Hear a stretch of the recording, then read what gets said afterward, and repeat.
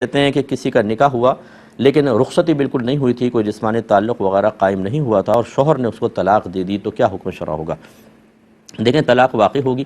اور اس میں اگر لفظ طلاق سے بھی طلاق دیتے ہیں تو فوراً طلاق بائن پڑتی ہے، یعنی وہ بچی نکاح سے نکل گئی۔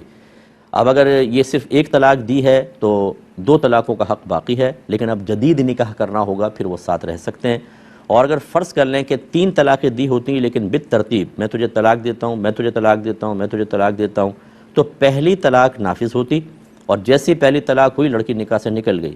اور جو اس طرح کی بچیاں ہوتی ہیں ان کی عدت تو ہوتی نہیں، تو مکمل نکاح ختم ہو گیا، تو باقی دو ہیں لغو چلی جائیں گی۔ لہٰذا یہ دوبارہ وہی جسے میں نے پہلا مسئلہ بتایا کہ یہ دوبارہ نکاح کر سکتے ہیں، اور پہلے والا جو میں نے مسئلہ بتایا اس میں بھی اور اس میں بھی یہ شوہر ایک طلاق دے چکا، دو کا مالک رہے گا۔ لیکن اگر ایک ہی لفظ سے تین طلاقیں دے دی، جہاں میں نے تجھے تین طلاقیں دی،